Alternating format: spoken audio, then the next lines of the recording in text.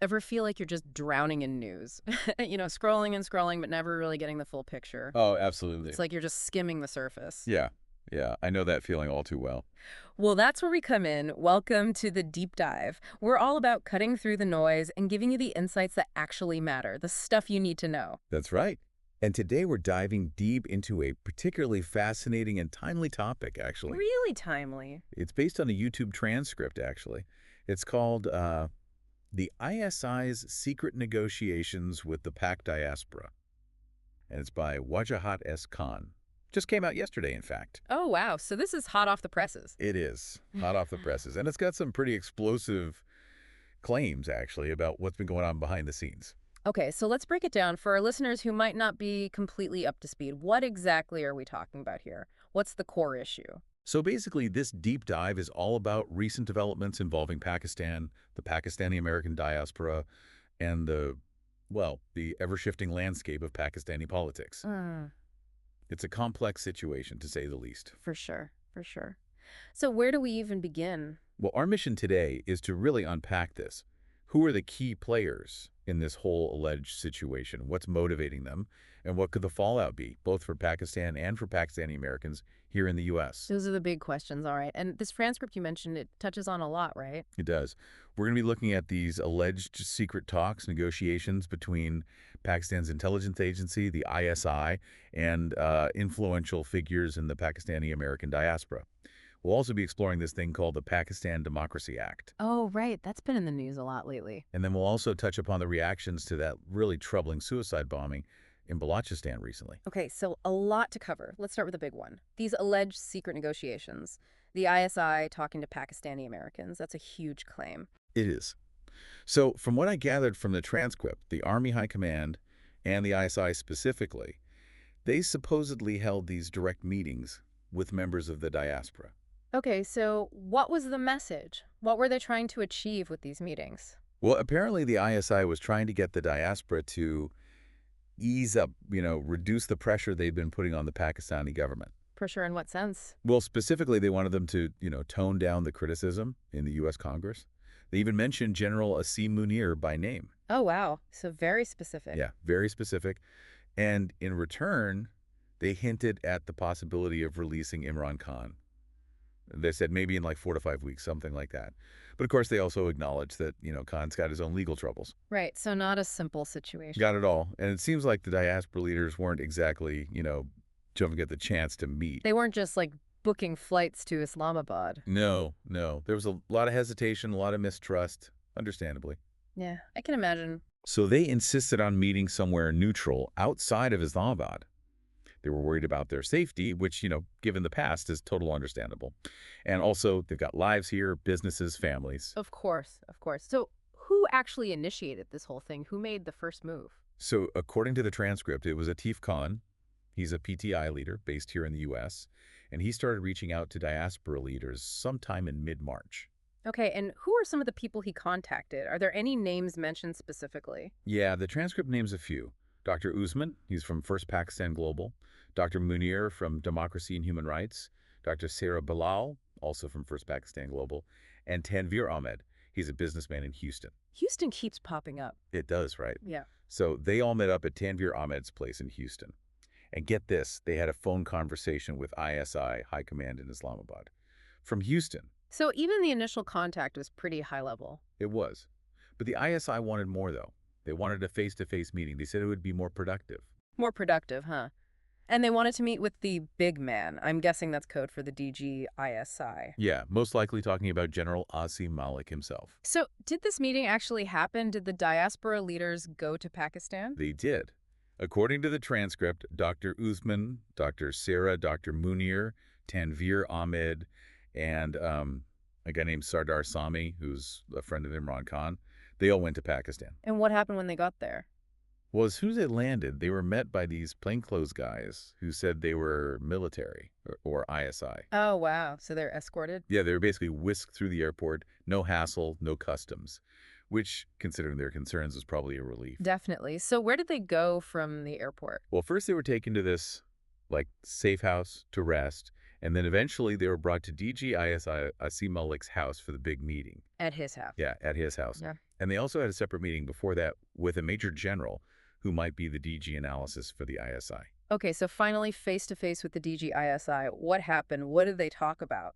Well, the diaspora leaders, they were pretty upfront about their concerns. They said they were grateful for the meeting, but also scared, given what's happened in the past. They said they wanted to see real change in Pakistan. They were worried about the country falling behind. They talked about how citizens are being treated, like animals, they said. And they were really critical of what's been happening since the regime change. Wow, so they didn't hold back. No, they didn't. And the DG ISI, well, he accused them of maligning Pakistan, which is something you hear a lot from the establishment. I bet that didn't go over well. Not really. The Diaspora leaders, they shot back, saying that their own families had warned them about going to Pakistan for this meeting. They reminded him that they had supported Pakistan in the past, but they were really disillusioned with what had happened in the last 3 years. They weren't happy. Sounds tense. It was. And then they got into this whole debate about the state's authority. The DGISI said it's their duty to, enforce the writ of the state. But the diaspora leaders countered, saying, yeah, but it needs to be done ethically, respecting human rights. Right. Rule of law, not just rule by force. Exactly. And they brought up this really sensitive point about how people with, tons of legal cases against them, long sentences, they somehow get politically rehabilitated. Suddenly they're chief minister or prime minister or even president. They said it's like they've been whitewashed. Yeah, that's a pretty serious accusation. It is. And then the DGISI, he brought up the issue of casualties among security forces in Balochistan and KP. He said it's really bad, way worse than what's being reported. He's talking about the fighting against militants. Yeah, exactly. Yeah. And he implied that this is their main focus right now, that these areas are bleeding them dry. And what did the diaspora leaders say to that? They basically said, look, we understand that this is a serious issue, but it's all connected to the bigger picture, the state of the country overall. So they weren't buying the we're just focused on security line. Not really. And it seems like at that point, the DGISI finally get to the heart of the matter. He asked them straight up, what do you need? What can we give you? Okay, so here we go. This is the big moment. What did they ask for? Their main demand. Release Imran Khan. They said he's the only one who can unite the country, that he's got the popularity, the respect to bridge the divides. I bet that was a tough one for the DGISI to hear. It must have been. His response was that Khan has to go through the proper channels, with his legal cases. The proper channels.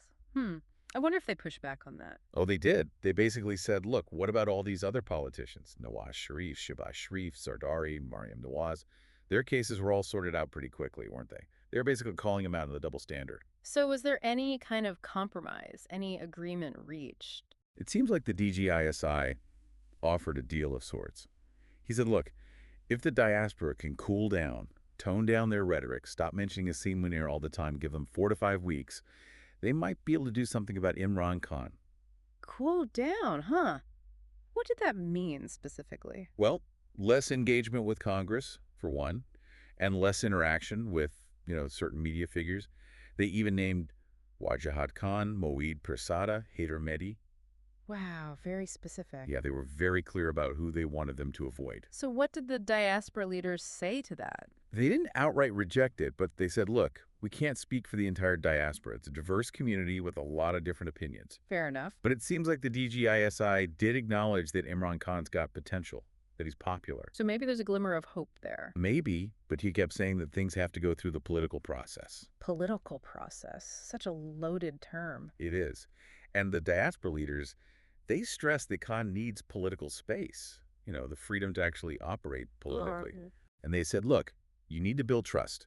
If you want the diaspora to come back to Pakistan, you need to assure them that they won't be arrested at the airport or, disappear. Yeah, trust is definitely a big issue. It is. But it was interesting, though. The DGISI, he actually praised the Pakistani-American diaspora. He said they're getting more organized, more like the Israeli and Indian diaspora. So he sees them as a force to be reckoned with. Definitely. And the diaspora leaders, they basically said, look, we're committed to Pakistan, we'll advocate for the country, and we don't need to be paid to do it. Yeah, they were pushing back against that whole foreign agent narrative. Exactly. They even mentioned how they'd condemned Trump's travel ban, showing that they act independently. Interesting. So overall, how did the meeting go? What was the vibe? Well, the transcript describes the DGISI as being refined, even compassionate. He met with them in his home, in a guest area, which could be seen as a sign of respect. So maybe trying to project a softer image. Maybe. But it's really interesting to think about why these talks are happening now. Yeah. What's the context? Yeah, why now? Well, the transcript points to the fact that the Pakistani-American diaspora has become way more active politically, especially since all the stuff with Imran Khan. So they're seeing the diaspora as a real political force. Exactly. And they're comparing it to, previous periods of upheaval in Pakistan, like Musharraf's takeover, Benazir Bhutto's assassination, even the bin Laden raid. Back then, the diaspora wasn't nearly as vocal. And this time, they're not just vocal, they're actively pushing for change, right? Yes, and a big part of that is this thing called the Pakistan Democracy Act. It's a bill in the U.S. that could impose sanctions on Asim Munir personally if Imran Khan isn't released. So that's a big stick they're wielding. It is. And it seems like the Pakistani establishment is taking it seriously. That's why they're willing to negotiate. Makes sense. But of course, this has created some division within the diaspora itself, right? Oh, absolutely. Some people are saying, look, we need to keep the pressure on, support the Pakistan Democracy Act no matter what. Others are saying, maybe we should hold back, see if these negotiations go anywhere. Yeah, it's a tough call. It's hard to know what the right move is. It is. And then on top of all of this, you have that horrific suicide bombing in Balochistan, the one that targeted Sardar Akhtar Mengal's Long March. Yeah, that was awful. He's okay though, right? Yeah, he survived. But it was really close. And the transcript is really critical of the local administration's response. They're saying it was careless and ignorant. What do they mean by that? Well, apparently the administration announced a crackdown after the attack, and they also tried to stop Mengal's march from entering Quetta. So they're saying that these actions might have actually provoked the attack. That's what the source suggests, yeah. And there's this incredible eyewitness account in the transcript. This guy describes a civilian who actually fought the suicide bomber, saved lives. Wow, incredible courage. It is. And the source makes this really powerful point, a civilian is risking his life to stop a bomber while the authorities are busy blocking a peaceful march. It's a stark contrast. It is. And the eyewitness goes on to describe what happened after the bombing. One person was killed, and the bomber detonated after being hit with a stone by that civilian. It's just tragic all around. It is. And the transcript, it questions why the deputy commissioner had the authority to stop Mengal's march. And it condemns the bombing, of course. And it calls for dialogue, right? Yes, it emphasizes the need for dialogue and reconciliation, especially given the history of violence in Balochistan. Right, right. It's a region with a lot of grievances. It is. And the transcript also talks about the distrust, the accusations that these attacks are sometimes orchestrated, Yeah. They even mentioned the case of Akbar Bukti. Oh yeah, that was a turning point for a lot of people. It was. And the transcript also mentions that some PTI observers are saying that this attack might not have happened if Mengal had stayed with Imran Khan. Interesting. So they're linking it to his break with the PTI. Yeah, but the transcript also includes Mengal's explanation for why he left the alliance. He said it's because nothing was done about the missing persons issue while Khan was in power. So complex political calculations all around. Definitely.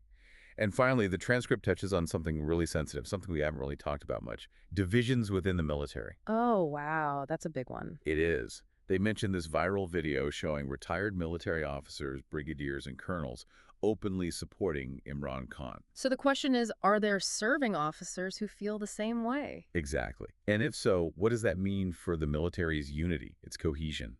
It's a worrying thought. It is. And then the transcript ends on this kind of bizarre note. Yeah, it talks about this guy who grew a beard before retirement and then shaved it off after. And they're asking for prayers for him. It's clearly a dig at someone, but they don't say who. So a little bit of satire to end on. A little bit. But I think it highlights this point that things in Pakistan are really unpredictable right now. You never know who's going to do what.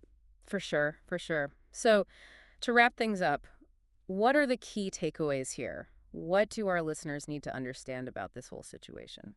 Well, first of all, we have these alleged high-level talks happening between the Pakistani establishment and the U.S. diaspora. And the driving force behind these talks seems to be the Pakistan Democracy Act, the threat of U.S. sanctions. Right, that's a major factor. It is. And then you have the horrific attack in Balochistan, which really underscores the security challenges that Pakistan's facing. And then there's this issue of potential divisions within the military itself. It's a really volatile mix. It is. And for our listeners, this is important stuff to understand. It could have a huge impact on Pakistan's future, its relationship with the diaspora, and the stability of the entire region. Exactly. And what's really fascinating is the level of detail in this transcript. The fact that we're getting this glimpse into these secret discussions, the motivations of the diaspora, the tensions, the divisions, it's pretty remarkable. It is, and it leaves us with some really big questions, doesn't it? It does. Like, given all of this, what are the chances of real reconciliation in Pakistan? What role can the diaspora play? And what needs to change internally for Pakistan to find lasting peace and stability? These are the questions we need to be thinking about. Those are the questions. All right. Thanks for taking this deep dive with us. Until next time. Take care. Bye. Bye.